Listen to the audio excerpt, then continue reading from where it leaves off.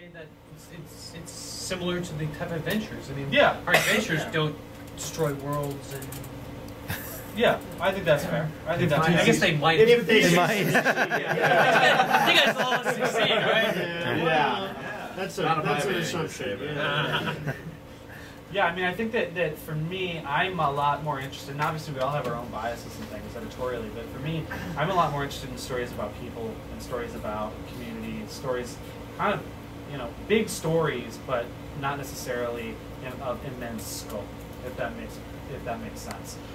So I would be much more interested in a story about, say, a guy who's a city guardsman, just a middle-level city guardsman dealing with some mystery or something that has enormous impact to him, has enormous impact maybe to some of the members of his community, but whether or not the sun will wink out on the following day is not his concern. His concern is who killed this guy, or what cult is operating in the sewers of this town, or whatever. I think that is much more the scope of the Pathfinder fiction that I am likely to bring to the gladiator test of Lisa, you know, once these guys hand it to me, essentially. That's all I got to say about that. I kind of feel like rather than presenting stuff, maybe we should just do questions. That's fair. Sure. Who wants to know stuff about Pathfinder fiction? Given your experience with Planet Stories, taking that experience into this line, is there some switches you have to make to do this particular aspect of fiction? Yeah. I think this will be easier. Yeah, I think it'd be a lot easier, actually. Okay. I think one of the things that Planet Stories has taught me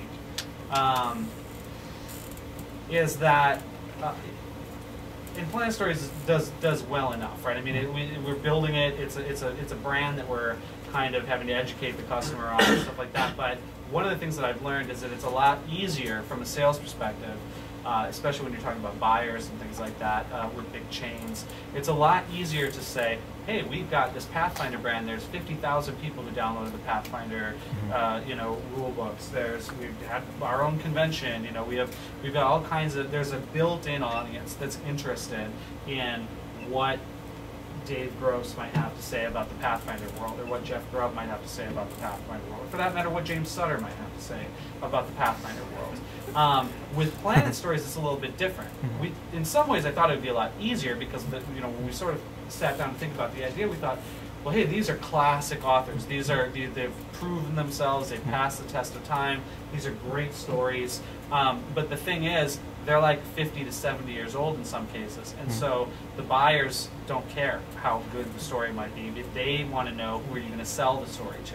It's why when you go to like a true mass market bookstore, like let's say one in an airport or in a shopping mall, you are much more likely to see Halo 3 tie-ins than you are to see reprints of classic material that's 35 years old. There's an audience of Halo players who are hungry for more Halo material. In the same sense, there is an audience, I hope, of Pathfinder people who are interested in Pathfinder stuff. And so I think just from sort of where the starting line is, I think that the Pathfinder fiction, ironically, it is a lot further ahead, even before the starting gun, than some of the Planet Story stuff. The sort of the sad truth, if you will, one of the toughest lessons that I've learned with Planet Stories, which again, it's not like that brand is failing or anything, but I could put out a book by Abraham Merritt, who was once the most popular fantasy writer in the 20th century, and that book would likely have lower pre-order numbers than if I had put out a book written by me, or by Sutter, or by Chris, or by James Jacobs. It's just the way the marketplace works right now. And in some ways it's sad because it means that the stuff kind of falls out and it's a lot harder to get some of that classic old material. But in another way, being a guy who might want to write a Pathfinder novel at some point, it's pretty exciting and it's pretty fun. So, so I actually think it'll be a lot easier. Another major change is the it's very likely that when we do Pathfinder Fiction, we'll do it at the mass market paperback size because there's already a wide variety. Every bookstore in America that carries science fiction has a section for role-playing game tie-in novels. In many cases, that's 2 or 3 segments long, at Barnes & Noble, something like that. So it's important to us that the books that we do fit within the same racking scheme that the stores use for Wizards of the Coast books or Games Workshop books, things like that. So there are some format issues, and just sort of tapping into existing customer networks as opposed to trying to build and educate new customer networks. It's a lot easier to find an existing network. If there's anything Paizo I feel really understands, it's the value of community. And again, just walking around this con constantly drives it home. But there's so many people invested in what Pathfinder has going that, and it seems like we've known since day one that fiction would eventually be somewhere we wanted to go. It's just taking the time to do it right, and we're now on the doorstep of being able to actually do that. Yeah, and I should be clear about one thing. Pathfinder Fiction, especially in the form of the Adventure Path, the monthly Adventure Path is a go. It's been a go since the start and will continue to exist as long as the Pathfinder Adventure Path exists. Pathfinder Fiction in the form of an entire book line is like a toe's length away from the starting line, but the toe is not quite on the starting line at this point. So we don't have, I can't tell you, dead certain what date the first book will come out. I can't tell you who's writing the first book, but I can tell you that, we've been working for some time on a detailed brief that says, here's what Pathfinder Fiction should be, here's what it shouldn't be, here's what we're looking for, here's the types of stories we want, here's the scope we're looking for, here's even a list of 10, 15 authors that we've sort of set aside and said these are people that have either expressed interest to us or that we're interested in working with, or both. And frequently it's both. And so we have done all but contract a book.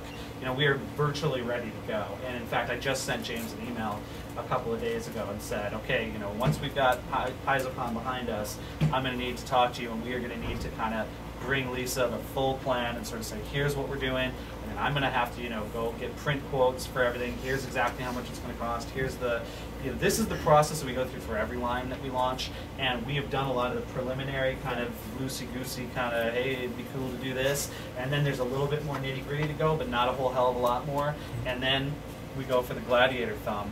And I would say that the thumb is probably, inclined to go in the opposition. I told Eric, I said I really want to see Pathfinder Fiction. Yeah. And just like I love a lot of the stuff we do, I want to see it, But my job tends to be at the company to make sure that we're making enough profits and stuff to pay, to keep paying everybody, to pay rent, to keep us going and be able to afford great artists and great authors and stuff. And so, my job tends to be, all right, keep everybody in check a little bit, because we're all gamers. We all love this stuff so much, and it's really easy to kind of like forget that you're running a business and that you're just out there. Wouldn't it be cool if? Oh yeah. And so, I have to, I put them through some pretty rigorous tests, to make sure that everything's going to work, and that we can get it to a price that you guys are going to go, what the heck are they thinking, and that we can get some really good authors, and that we, really good cover artists and stuff like that. So it's like Eric said, I said, this is something I want to do. We did some real preliminary, numbers where he said, okay, I think we got some of these numbers in the right ballpark.